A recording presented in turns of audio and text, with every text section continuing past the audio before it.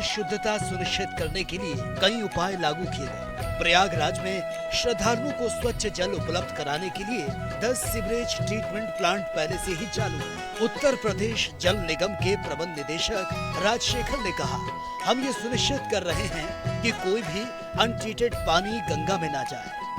अपशिष्ट जल को छोड़ने से पहले उन्नत ऑक्सीकरण तकनीकों का उपयोग करके पानी को उपचारित किया जा रहा है। व्यवस्थाओं की निगरानी और नियंत्रण के लिए प्रशासनिक शिविर स्थापित किए गए हैं। सभी विभाग सक्रिय रूप से तैयारियों में लगे हैं कि भाई कोई भी गंदा पानी जो है वो गंगा में न जाए। जो ट्रीटेड पानी है मानक के अनुरूप वही गंगा में चले जाए इस पे। तो उसके साथ साथ जो है कुछ ऐसे ये है कि जहाँ पे कि एडवांस ऑक्सीडेशन के से ट्रीट करके जो है उसमें जो है नदी में जो है छोड़ा जा रहा है पानी को। तो वो सिस्टम भी हम लोग इसमें जो है देखने आए हुए थे इस पे। और इसके साथ साथ जो है जो यहाँ पर भी जो एडमिनिस्ट्रेटिव कैंप्स बन रहे हैं इस पे, जहाँ से कि चीज़ें मॉनिटरिंग होगी, कंट्रोल होगा, ड्यूटी लगाया जाएगा, उसका भी हम लोग देखने आए हुए हैं। तो बहुत ही भव्य और जो है दिव्य जो है कुंभ इस बार होगा और सभी तैयारियां सभी डिपार्टमेंट्स लगे हुए हैं। जैसे आप देखेंगे तो हर जगह पे युद्ध स्तर पे जो है जो लास्ट टच होना है, फिनिशिंग टच होना, वो सब किया जा रहा है इस पर। क्योंकि सर आमतौर पर श्रद्धालुओं को साफ निर्मल गंगा मिले, इसके लिए आप लोग का योगदान बहुत जरूरी रहता है। एसटीपीज किस तरीके से वर्किंग कर रही है और क्या बढ़ाया भी गया एसटीपीज को, और अभी फिलहाल क्या है? एसटीपीज देखिए यहाँ 10 एसटीपी काम कर रहे हैं और जो यूपीपीसीबी के जो लेटेस्ट जो रिपोर्ट है, जो सैंपल पहले के टेस्ट करते हैं कि सभी जो हमारे मानक पूरा करते हैं, मानक के अनुरूप जो है वो ट्रीटेड वाटर जो है वहाँ पे जो है छोड़ा जा रहा है और कहीं पे नॉन कंप्लायंट नहीं, सभी कंप्लायंट है। जो डायरेक्शंस जो है एनजीटी के भी डायरेक्शंस है और जो गवर्नमेंट ऑफ इंडिया के जो नोटिफिकेशन है उसके अकॉर्डिंगली। और जहाँ पे कुछ ऐसे जो है जहाँ पे कि अंडर कंस्ट्रक्शन भी हमारा एसटीपीज है, जो सैंक्शनड है, अंडर कंस्ट्रक्शन चल रहे हैं, जिनमें लगता है कि साल लग जाए, 1.5 साल लग जाए, 2 साल लग जाए, बट उनको भी जो है वैसे नाली भी सीधा गंगा में ना जाए तो उनको भी जो है टैप करके उनको जो है लोकल ट्रीटमेंट किया जा रहा है। जैसे एडवांस ऑक्सीडेशन का एक ये है, उनको की जा रही है। बहुत सारे ऐसे भी नाले हैं जिनको कि टैप करके जो एग्जिस्टिंग एसटीपी है वहाँ नया पंप हाउस बना के वहाँ पे भेजा जा रहा है ताकि कोई भी जो है सीधा नाला इस पे ना हो। छोटे से छोटा भी जो है नगर निगम भी उसको संज्ञान में लेके, छोटा भी है तो वहीं पे उसको जो है ये करके लोकल ट्रीटमेंट करके तब जो है उसको ये की जा रही है। तो इस बार जो है बेहतर होगा, कोई भी जो है नाला जो है बिना ट्रीटेड पानी का जो है वो गंगा जी में नहीं जाएगा। तो उसके लिए व्यवस्था, चाहे वो नगर निगम है, चाहे जल निगम अर्बन है, जल निगम ग्रामीण है, सिंचाई विभाग है, जिला प्रशासन है, सब लोग मिलके एक जॉइंट एफर्ट से ये काम कर रहे हैं। दिव्य और भव्य महाकुंभ में अलग अलग दिशा मार्ग से आने वाले श्रद्धालुओं के लिए यातायात योजना लागू कर दी गई है। इसके तहत आने जाने के मार्ग, पार्किंग स्थल और रूट डायवर्जन की स्कीम बनाई है। फतेहपुर के पीछे वाले जिले यानी कि कानपुर, इटावा, आगरा, मथुरा, दिल्ली से सड़क मार्ग से आने वाले वाहनों को कौशाम्बी के कोखराज से मोड़कर नवाबगंज पहुंचाया जाएगा। फिर नवाबगंज से फाफा मऊ के बेला कछार में वाहनों को पार्क करवाया जाएगा और यहीं से श्रद्धालु पीपा पुल पार करके स्नान कर सकेंगे। इसके उपरांत श्रद्धालुओं के सुगम और सुरक्षित आवागमन हेतु ये यातायात योजना बनाई गई है, जिसके मुख्य बिंदु है कि समान दिन एवं मुख्य दिवस के लिए अलग अलग यातायात योजनाएं बनाई गई हैं। परेड, झूसी एवं अरेल जोन के लिए अलग अलग यातायात योजना बनाई गई है। योजना में संगम व अन्य घाटों की क्षमता अनुसार तीर्थ यात्रियों को नियंत्रित रूप से स्नानार्थ भेजने तथा शीघ्र वापसी को विशेष रूप से ध्यान में रखा गया है। योजना में यथासंभव एकल दिशा मार्ग के सिद्धांत पे अनुसरण किया गया है। रेल, बस एवं निजी वाहनों से आने वाले श्रद्धालुओं को मेला क्षेत्र में जाने व वापस आने के लिए अलग अलग मार्ग निर्धारित किए गए हैं। तीर्थ यात्रियों को संगम क्षेत्र के निकटतम पहुंचने का प्रयास किया गया है ताकि उन्हें कम से कम पैदल चलना पड़े। वाहनों की तुलना में पैदल तीर्थ यात्रियों को प्राथमिकता दी गई है। इसके लिए मेला क्षेत्र में आने के लिए अपेक्षाकृत कम दूरी का मार्ग निर्धारित किया गया है। यह प्रयास किया गया है कि किसी एक स्थान पर भीड़ का दबाव अत्यधिक न होने पाए। योजना में तीर्थ यात्रियों की सुरक्षा व सुविधा को दृष्टिगत रखते हुए न्यूनतम यातायात प्रतिबंध लगाए गए हैं। मुख्य पर्व के लिए आपातकालीन योजना डायवर्जन स्कीम भी तैयार किया गया है, जिसे विशेष परिस्थिति में लागू किया जाएगा। मुख्य स्नान पर्व दिनांक 13/1/2025 पौष पूर्णिमा, 14/1/2025 मकर संक्रांति, 3/2/2025 वसंत पंचमी, 12/2/2025 माघी पूर्णिमा, 26/2/2025 महाशिवरात्रि पर D-1 व D+1 पूर्व से एक दिन व पर्व के बाद एक दिन बाद, पर्व के एक दिन पहले व एक दिन बाद तथा दिनांक 29/1/2025 मौनी अमावस्या के पर्व के 2 दिन पूर्व और 2 दिन बाद प्रयागराज शहर, प्रयागराज कमिश्नरेट व मेला क्षेत्र दोनों में नो व्हीकल जोन घोषित किया जाएगा। कमिश्नरेट प्रयागराज के सीमावर्ती जनपद कौशाम्बी, प्रतापगढ़, फतेहपुर, चित्रकूट, वाराणसी, मिर्जापुर, जौनपुर, भदोई, रायबरेली, रीवा, सतना में भी डायवर्जन प्लान और यातायात नियंत्रित करने की योजना लागू की जाएगी, जिसके संबंध में लगातार बैठकें और दिशा निर्देश और प्रैक्टिस किया जा रहा है। श्रद्धालुओं को सामान्य दिन में शटल बस, सीएनजी ऑटो एवं ई रिक्शा की सुविधा प्रदान करने की योजना बनाई गई है।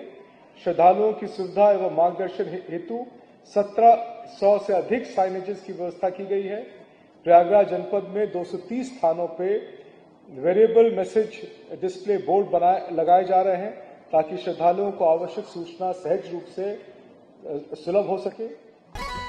महाकुंभ में संगम और गंगा स्नान कर आप भी पुण्य कमाना चाहते हैं तो पुलिस की ओर से निर्धारित किए गए मार्गों पर डायवर्जन, इससे जहां आपको भटकना नहीं पड़ेगा वहीं शीघ्र स्नान कर वापस गंतव्य की ओर प्रस्थान भी कर सकेंगे। उत्तर प्रदेश के नगर विकास एवं ऊर्जा मंत्री A.K. शर्मा ने महाकुंभ 2025 की तैयारियों का जायजा लेने के लिए प्रयागराज का दौरा किया। इस दौरान उन्होंने प्रयागराज में आयोजित विभिन्न कार्यक्रमों में हिस्सा लिया। नगर विकास मंत्री ने प्रयागराज एवं कुंभ मेला क्षेत्र में स्वच्छता बनाए रखने और स्वच्छता के प्रति लोगों को जागरूक करने के लिए नगर विकास द्वारा संचालित किए जा रहे स्वच्छता रथ यात्रा में सम्मिलित होकर लोगों से स्वच्छता पर विशेष ध्यान देने का आग्रह किया। A.K. शर्मा ने कहा, सफाई कर्मी दिन रात परिश्रम कर रहे हैं, लेकिन स्वच्छता कार्यों में जन सहयोग आवश्यक है। स्वच्छता का संदेश देने तथा स्वच्छता परमो धर्म को आत्मसात करने इन कार्यों में जन भागीदारी बढ़ाने के लिए भारद्वाज आश्रम से स्वच्छता रथ यात्रा निकाली गई। इस बार के महाकुंभ में प्रयागराज वैश्विक स्तर का नगर दिखे, इसके लिए पूरे प्रयास किए जाएंगे।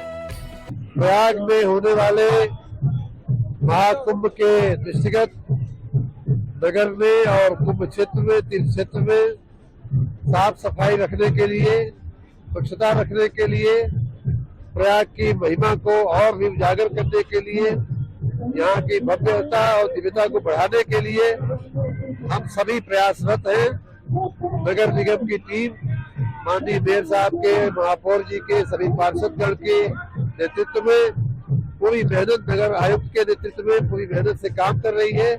उनके प्रयासों में और भी जान डालने के लिए, सहयोग करने के लिए मैं भी आज आया हूँ पुनः, और ये स्वच्छता का रथ चला करके नागरिकों को संदेश देने का प्रयास किया जा रहा है कि हर व्यक्ति की जिम्मेदारी है नगर को स्वच्छ रखने की, तीर्थ क्षेत्र को स्वच्छ रखने की।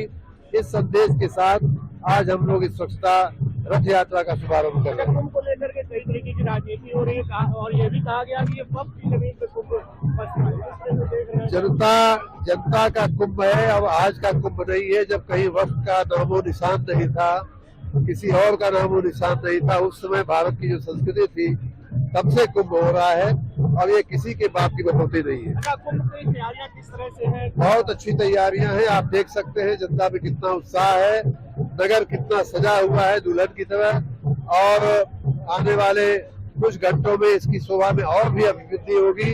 ऑलरेडी प्रयाग जो है देश के ही नहीं पूरी दुनिया के एक सुंदरतम नगरों में उभर करके आया है। ऑल इंडिया मुस्लिम जमात के अध्यक्ष मौलाना शाहबुद्दीन रजवी बरेलवी के दावे के जवाब में जगत गुरु स्वामी रामभद्राचार्य ने कहा, महाकुंभ का आयोजन वक्फ की जमीन पर नहीं किया जा रहा, वो झूठ बोल रहे हैं। प्रयागराज हमारा है, कुंभ में कोई राजनीति हस्तक्षेप नहीं होगा। हमें कुंभ में हिंदुओं को जगाना है। इस कुंभ के माध्यम से मुझे हिंदुओं को जगाना है। सारा हिंदू जग जाए, और जब हिंदू जग जाएगा तो संपूर्ण विपक्षी हमारे चरणों के नीचे आएंगे। नहीं, उन्हीं की धमकियों, उनकी आखिरी धमकी होगी और सबको हम दंड देंगे उचित। अच्छा महाराज जी, वक्फ बोर्ड कहा जा रहा है कि ये वक्फ बोर्ड की जमीन पे कुंभ बसता है, किस तरह से इसको झूठ बोल रहे हैं। ये पूरा प्रयाग हमारा है, उनका नहीं, अपवाद है उनका। क्या जवाब देंगे महाराज जी उन लोगों को? मैं उनको ये कह रहा हूँ, अपलाप है उनका, शरारत है उनकी। जी महाराज जी, सनातन बोर्ड की भी जो है यहाँ पर वो होगी, किस तरह से उसमें देख रहे हैं? क्या उसमें जो राजनीतिक हस्तक्षेप होगा वो किस तरह से? नहीं, कोई राजनीतिक हस्तक्षेप नहीं होगा। एकमात्र हिंदुत्व का चेहरा बुलंद रहा, क्योंकि मैं एकमात्र आचार्य हूँ मैं कुंभ का। देश और दुनिया में महाकुंभ 2025 मेले का शोर है और इसी के साथ महाकुंभ में प्रतापगढ़ के एक बाबा भी खूब चर्चित हैं। लोगों के बीच ये चाय वाले बाबा के नाम से मशहूर हैं। यहाँ बाबा महाकुंभ में पहुँचे हैं। बाबा 40 साल से मौन हैं। IAS बनने का सपना रखने वाले बच्चों को कोचिंग देते हैं। प्रतापगढ़ के चाय वाले बाबा 40 साल से मौन हैं और सॉलिड फूड नहीं बल्कि दिन में 10 चाय पीकर जिंदा है। इनका असली नाम है दिनेश स्वरूप ब्रह्मचारी। ये व्हाट्सएप के जरिए अपना ज्ञान फैलाते हैं। ये IAS की तैयारी कर रहे बच्चों को व्हाट्सएप पर स्टडी मटेरियल प्रोवाइड करवाते हैं। बाबा के कई शिष्यों ने इनकी जानकारी दी।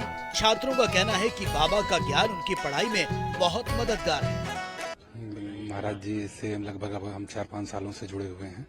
उनके शिष्य हैं, वो हमारे मार्गदर्शक भी हैं। ईश्वर स्वरूप गुरु जी भी हैं, उनका हमेशा सानिध्य मिलता रहता है। जैसे भी हो, समय समय पे जो हमें जरूरत होती है उसका मार्गदर्शन भी करते हैं। एक बड़ा अहम सवाल है कि महाराज जी जो है बीते 40 वर्षों से उन्होंने ना तो भोजन किया है, ना ही कोई शब्द बोला है। जी, क्या वजह है इसके पीछे? क्योंकि आप 4-5 वर्षों जुड़े, सारी बात जानते हैं, क्या है? गुरु जी हर जो भी हैं सबका एक अपना वो होता है कि किसी न किसी चीज के लिए जो है लोग मौन धारण करते हैं। जहाँ तक गुरु जी के बारे में है तो समाज सेवा और समाज कल्याण ये उनका उद्देश्य था और आध्यात्मिक चीजों को लेके जो है, संस्कृति को लेके उनका एक अपना विषय है। गुरु जी अपना किए हुए हैं, उसी से अपना मौन धारण किए हुए हैं। तो 40 वर्षों से बिना कुछ जी, 40 वर्षों से प्लस जो है कि अब हमको जहाँ तक हम जानते हैं गुरुजी के बारे में जिस समय बताया गया है कि गुरुजी मौन तोड़ेंगे नहीं अपना, कभी आजीवन नहीं।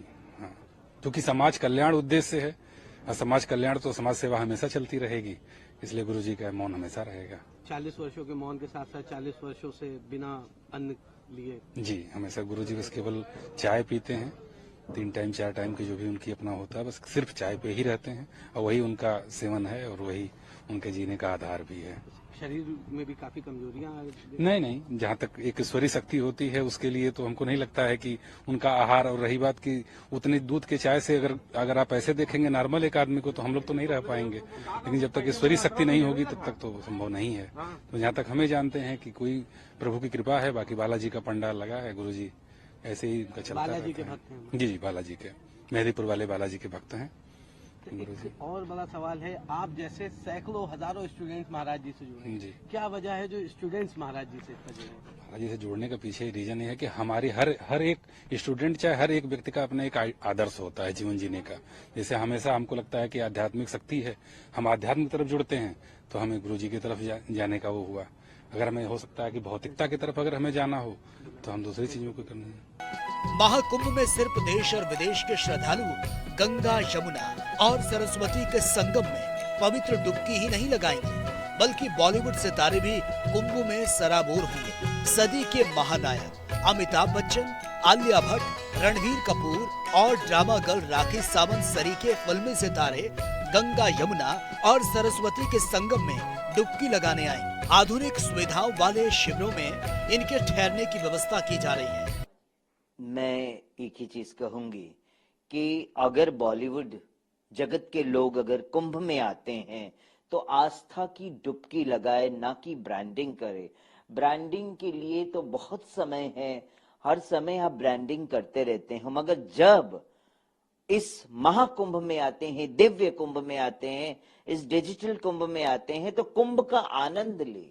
और इस आस्था का पर्व है ये, इसमें आप आस्था दिखाए और इसी के अंदर आके आप कुंभ के अंदर पवित्र नदी त्रिवेणी के अंदर संगम के अंदर डुबकी लगाएं। ब्रांडिंग के लिए बहुत जगह बाकी है, ब्रांडिंग वहां करे, यहाँ ब्रांडिंग करना अच्छी बात नहीं। अगर ब्रांडिंग करने आते तो मैं कहती हूं के सरकार से, यूपी सरकार से, कि उनको फिर आने न दिया जाए।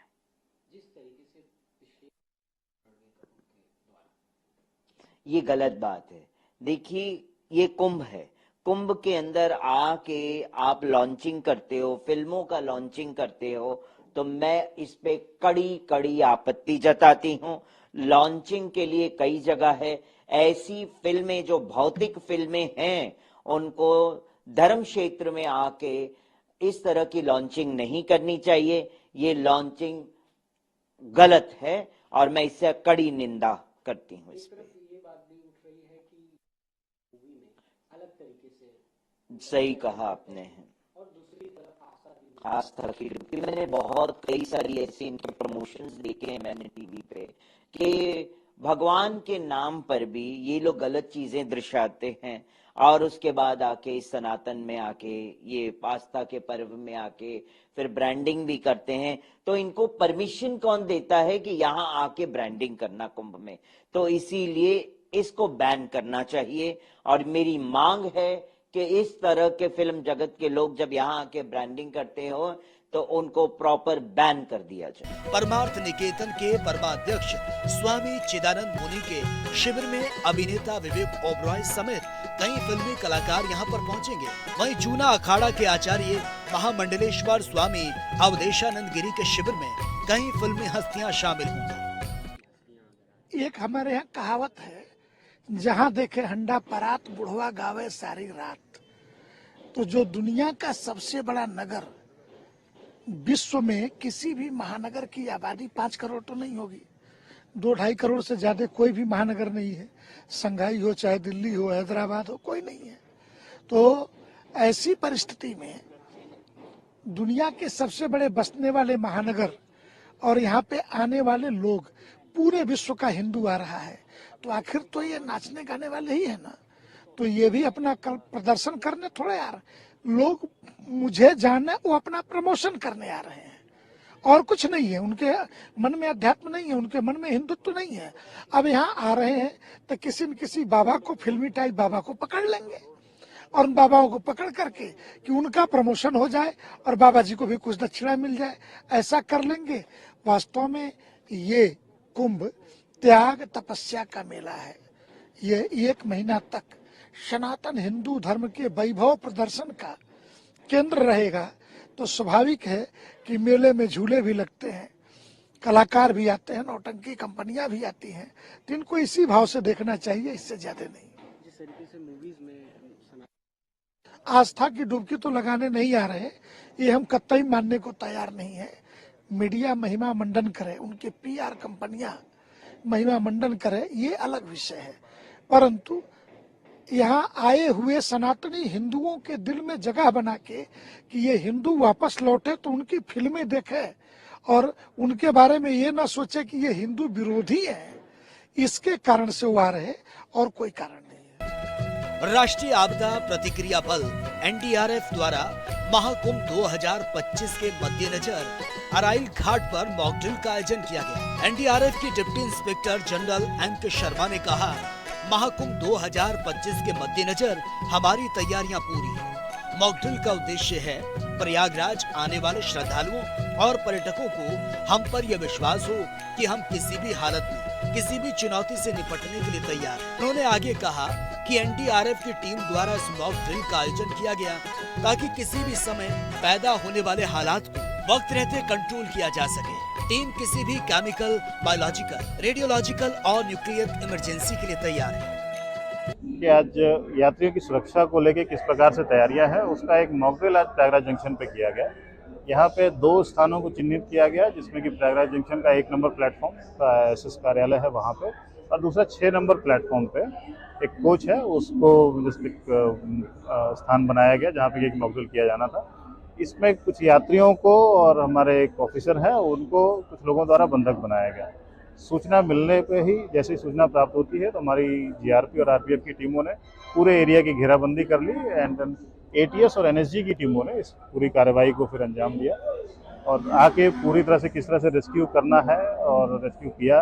साथ ही 2 ऐसे व्यक्ति जो कि गतिविधियों में संलिप्त थे उनको उस मॉकड्रिल में उन्होंने मारा भी और उनके पास से कुछ हथियार भी बरामद। स्थिति किस प्रकार की है? स्थिति बिल्कुल जिस तरह से एक सैबोटेज की स्थिति होती है वैसी स्थिति थी और उसको पूरी तरह से एटीएस और एनएसजी की टीम ने कवर अप करके तो पूरी चीजों को नॉर्मल किया। महाकुंभ 2025 का भव्य आयोजन प्रयागराज में होने जा रहा है, जहां करोड़ों श्रद्धालु पवित्र संगम में डुबकी लगाकर जीवन को धन्य करेंगे। आस्था, परंपरा और संस्कृति का ये महापर्व अद्भुत अनुभव का भी अवसर है। उत्तर प्रदेश के प्रयागराज में 13 जनवरी से 25 जनवरी तक महाकुंभ का आयोजन होगा। इस मेले में सभी प्रकार की तैयारी, सुरक्षा व्यवस्था को चाक चौबंद कर लिया गया है। प्रोग्रामिंग डेस्क, जनता टीवी।